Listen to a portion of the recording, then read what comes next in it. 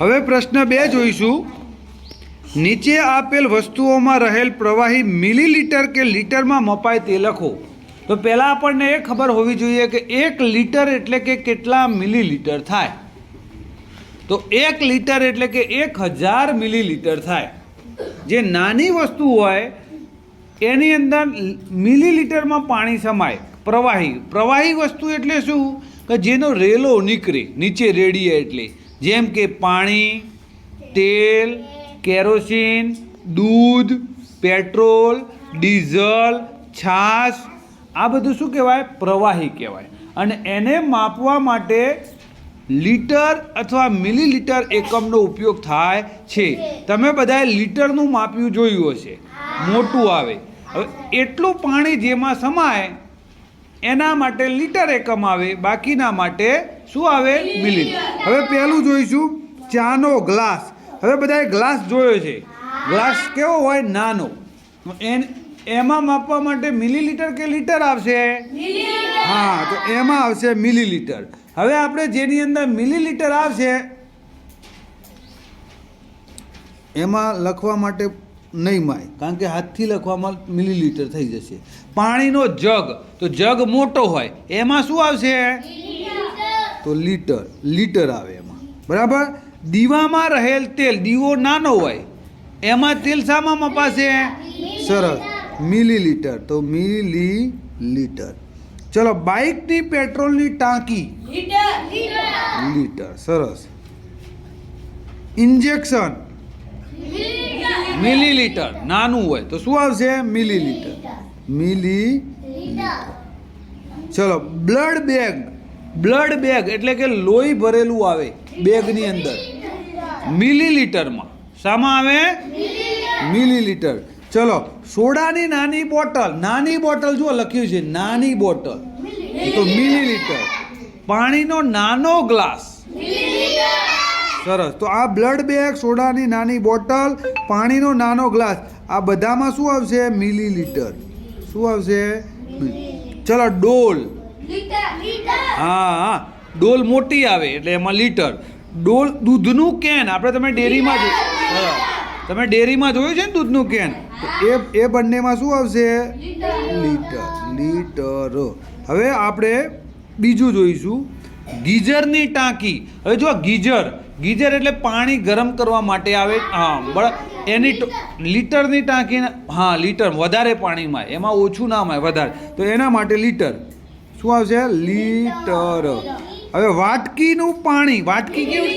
સરસ, very good. કેમ કે વાટકી કેવી આવે? ચલો, દવાની બોટલ નાની, વેરી ગુડ. દવાની બોટલ નાની હોય. તેલનો ડબ્બો જોયો છે ને બધાએ? અહીંયા ડબ્બાની વાત છે. ડબ્બો મોટો હોય અને પેલું ડબલું નાનું આવે. ચલો આગળ. માટલું આપણે ભરેલું છે શાળામાં, એમાં વધારે પાણીમાં તો લીટર. માટલામાં લીટર. બરાબર. તેલનો ડબ્બોમાં પણ લીટર. દવાની બોટલ અને વાટકીનું પાણી બંનેમાં મિલીલીટર. બરાબર. તો સરસ અક્ષરે લખવાનું. હું અહીંયા હાથથી લખું છું, મોબાઈલમાં ડાયરેક્ટ ટચ પેડથી, એટલે અક્ષર થોડા એવા આવે છે. અને તમારે કેવા અક્ષરે લખવાનું? સરસ અક્ષર. ચલો, માછલી ઘરમાં રહેલ પાણી, લીટર, કારણ કે મોટું હોય માછલી ઘર. ચલો, મોટું તપેલું, પાણીની ટાંકી, આપણી શાળામાં છે ને ટાંકી મોટી છે તો એમાં તો લીટર. પાણીનું ટેન્કર અને ચમચી. સરસ, વેરી ગુડ. બધાએ હોશિયાર. ચલો, હવે આપણે જોઈશું પ્રશ્ન 3. નીચે આપેલા કોયડાઓને ઉકેલ મેળવો. પહેલો, 6 બાળકો વચ્ચે 12 સફરજન સરખા ભાગે વહેંચવામાં આવે તો દરેક બાળકને કેટલા સફરજન મળે? બાળકો કેટલા છે? 6. સફરજન કેટલા છે? તો ભાગ પાડવા પડે, એટલે કે ભાગાકાર કરવો પડશે. બોલો સાક્ષીબેન. સરસ. 12 ભાગ્યા 6 તો 6 દુ 12. દરેકને 2 સફરજન આવે. કેટલા આવે? તો ભાગાકાર કરી દાખલો ગણવો પડે. 12 ભાગ્યા, તો જવાબ આપણે લખ્યો 2. 10 બોલપેન 5 બાળકોને સરખે ભાગે વહેંચવામાં આવે તો દરેક બાળકને કેટલી બોલપેન મળે? આમાં સરખે ભાગે વહેંચવાની છે. બોલપેન કેટલી છે? શાબાશ. 10 ભાગ્યા 5 એટલે 2 તો આમાં 2 ચલો પ્રશ્ન નંબર 3 15 સ્ટ્રોબેરી 3 ખોખામાં સરખે ભાગે મૂકવામાં આવે. સ્ટ્રોબેરી કેટલી છે? 15. ખોખા કેટલા છે? તો 15 ભાગ્યા 3. બોલો વિજયભાઈ.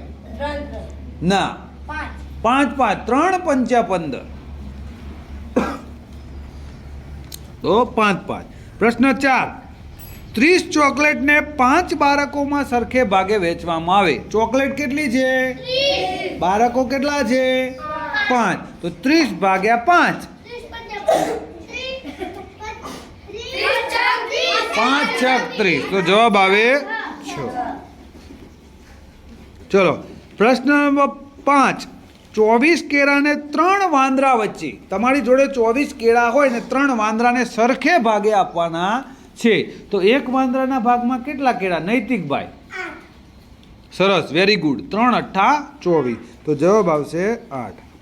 ચલો સરજુએ રિક્ષાના કુલ 27 પૈડા ગણ્યા.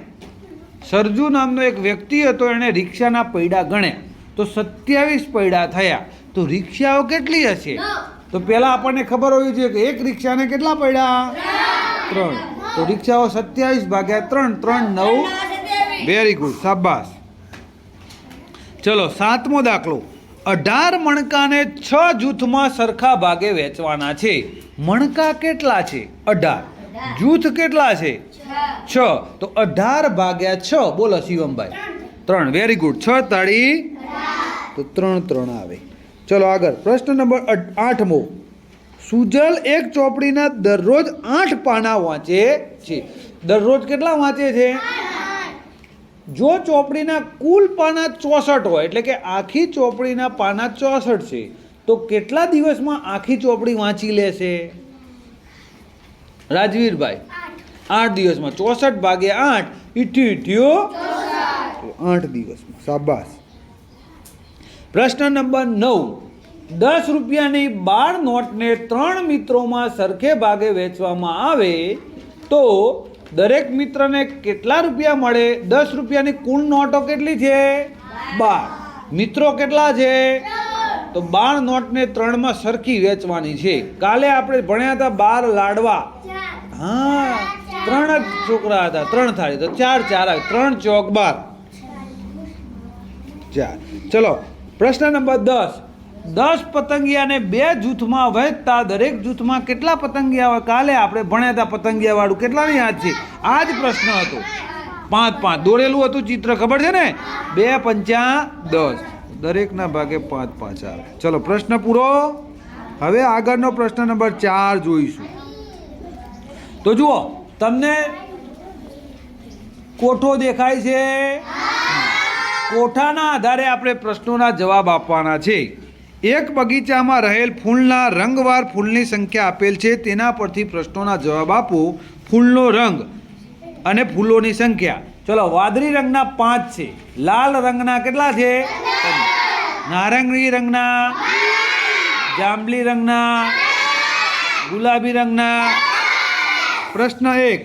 વાદળી અને લાલ રંગના ફૂલોની સંખ્યા કેટલી છે? તો વાદળી અને લાલ બંને થઈને કેટલા થાય? 20. શાબાશ. કેટલા થાય? 5 અને 15 20. તો જવાબ આવે 20. બરાબર. ચલો આગળ. જાંબલી રંગ કરતાં ગુલાબી રંગના ફૂલોની સંખ્યા કેટલી વધારે છે? ચલો જાંબલી રંગના કેટલા છે? 3. અને ગુલાબી રંગના તો કેટલા વધારે થયા? 7. 3માં 7 ઉમેરીએ તો 10 થાય, 10માંથી 3 કાઢીએ તો 7 વધે. જવાબ આવે 7. સૌથી વધારે ફૂલો કયા રંગના છે? સૌથી વધારે કયા છે? લાલ. કેટલા છે? ચલો આવડી ગયું. ચલો નારંગી રંગ કરતાં જાંબલી રંગના ફૂલોની સંખ્યા કેટલી ઓછી છે? ચલો નારંગી વાળા કેટલા છે? 12. અને જાંબલી 3. તો જાંબલી કેટલા ઓછા છે? 9. 12માંથી 3 જાય તો આપણે દાખલો ગણવાનો. 12 - 3 બરાબર 9. જવાબ આવે 9. ચલો લાલ રંગ અને ગુલાબી રંગના ફૂલોની કુલ સંખ્યા કેટલી છે? લાલ અને ગુલાબી. તો લાલના કેટલા છે? 15. ગુલાબી કેટલા છે? 10. તો 15 ને 10 શાબાશ. તો પહેલો પ્રશ્ન આપણે શીખ્યા 5 માર્ક્સનો છે. ચલો આગળ. કોઠો આપેલો છે શાકભાજી અને 1 કિલોનો ભાવ રૂપિયામાં. બટાકાનો ભાવ કેટલો? રીંગણનો ભાવ, ટામેટાનો ભાવ, તુવરનો ભાવ, વટાણાનો ભાવ. ચલો સૌથી વધુ ભાવ કઈ શાકભાજીનો છે? કિલોનો ભાવ બોલો કાજલબેન. તુવર. કેટલા રૂપિયા છે? શાબાશ. તો અહીંયા આપણે શું લખવાનું? તુવરો. કઈ બે શાકભાજીના ભાવ સરખા છે? બોલો. કોણ બોલશે? રાજવીરભાઈ. શાબાશ. 80 રૂપિયા છે. તો ટામેટાનો ટા અને વટાણાનો વ લખું. સમજણ પડી જશે ને? હા. ચલો પ્રશ્ન નંબર 3. કઈ બે શાકભાજી 1 કિલો લઈએ તો 100 રૂપિયા ચૂકવવા પડે? કુલ 100 રૂપિયા આલવાના અને બે શાકભાજી કિલો આપવી જોઈએ. 1 કિલો. બોલો બેટા.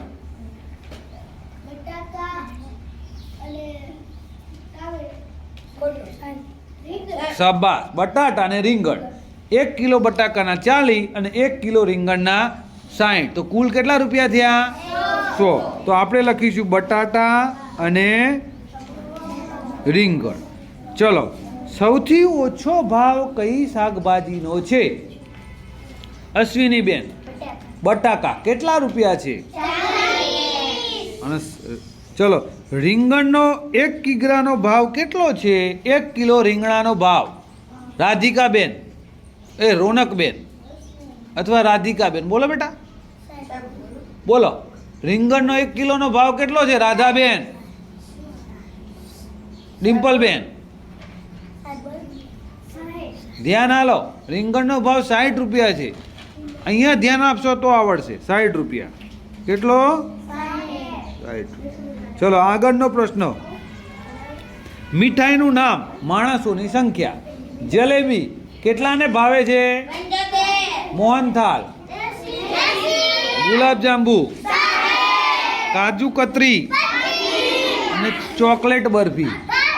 કેટલાને મોઢામાં પાણી વળી ગયું? હા, કોઈ વાંધો નહીં. ચલો સૌથી વધુ મનપસંદ મીઠાઈ કઈ છે? સૌથી વધારે મનપસંદ બોલો ભાઈ. અંશભાઈ. હા, 80 જણાને ભાવે છે. તો આપણે લખીશું મો. ચલો કાજુ કતરી અને ચોકલેટ બરફી કુલ કેટલા માણસોને ભાવે છે?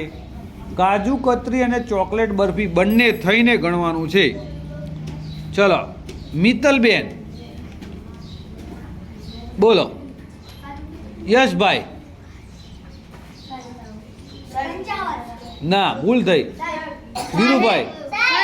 હા 25 + 35 કરવું પડે. તો 25 ને 35, 35 ને 5 40, 35 ને 5 40 ને 20 60. તો કુલ જવાબ આવશે 60. ચલો જલેબી ભાવતી હોય તેવા માણસોની સંખ્યા કેટલી છે? કેટલા માણસોને જલેબી ભાવે છે? રાહુલભાઈ. જલેબી કેટલાને ભાવે બેટા? સહદેવભાઈ. 75. કેટલા છે? કેટલાને દેખાય છે ને ટીવીમાં બધાને? ચલો જલેબી કરતાં વધુ પસંદ હોય તેવી મીઠાઈ કઈ છે? જલેબી કરતાં વધારે પસંદ હોય એવી. વિષ્ણુભાઈ. હા, 75 કરતાં 80 વધારે એટલે મોહનથાળ. મોહનથાળ. બરાબર. ચલો હવે આગળનો પ્રશ્ન. દરેક ફળનું કુલ વજન કિગ્રામાં આપેલ છે, તેના પરથી જવાબ આપો. ચલો કેરીનું વજન કેટલું છે? સફરજનનું, જામફળનું, ચીકુનું અને કેળાનું સૌથી વધુ વજન? ના. હા, કેરીનું 25. તમારે ફળનું નામ લખવાનું છે. તો કેરી કયું આવશે? ચલો કેરી અને ચીકુ બંનેનું વજન કેટલું? કેરીનું 25 ને ચીકુનું 12. તો 25 ને 12 બોલો 37 કિગ્રા લખવાનું. શું લખવાનું? 37 કિગ્રા. બરાબર. ચલો આગળ. સફરજન અને કેળાનું કુલ વજન. સફરજન અને કેળા બંને થઈને કુલ કેટલા થશે? તો સફરજન 10 અને કેળા 22, તો 22 ને 10 32, તો લખીશું 32 કિગ્રા. કેળા કરતાં જામફળનું વજન કેટલું ઓછું છે? કેળા કરતાં જામફળનું વજન, કેળામાંથી જામફળનું વજન બાદ કરવાનું, તો 22 માંથી 5 જશે. બોલો યુવરાજભાઈ. 17 ને 3 20 ને 2 22, એટલે 17 કિગ્રા. સૌથી ઓછું વજન કોનું છે? બોલો ભાઈ. અશ્વિની બેન. જામફળ. કોનું છે? જામફળો. ચલો છેલ્લો પ્રશ્ન જોઈશું. પ્રશ્ન 5. રોહિત શર્માએ 47 રન કર્યા. તમને ક્રિકેટ ગમે છે? તો ખેલાડીઓના નામ છે. શુભમન ગિલ કેટલા રન કર્યા?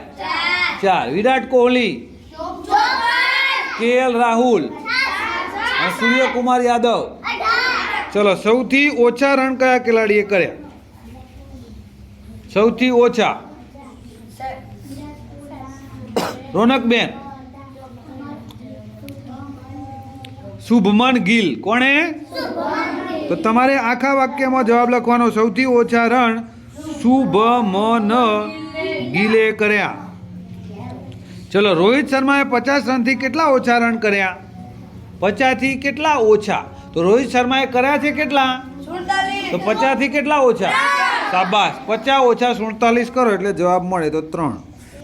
સૌથી વધુ રન કયા ખેલાડીએ કર્યા? સૌથી વધારે KL રાહુલ. તો લખી દેવાનું સૌથી વધારે રન KL રાહુલભાઈએ કર્યા. પ્રશ્ન 4. વિરાટ કોહલીએ રોહિત શર્મા કરતાં કેટલા રન વધારે કર્યા?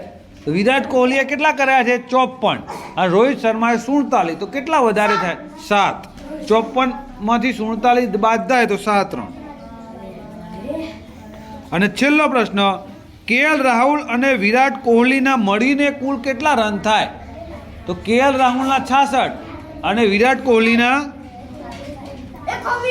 54. તો 54 ને 60 66 કેટલા થાય? હા, 6 4 10 ની 0 વધી 1, 5 ને 1 6 6 12 120, અથવા 66 ને 4 70, 70 ને 50 120. તો આ આપણે પ્રશ્ન સમજ્યા. હવે પછીનો પ્રશ્ન તમારે આવશે આલેખવાળો. કયો? આલેખ.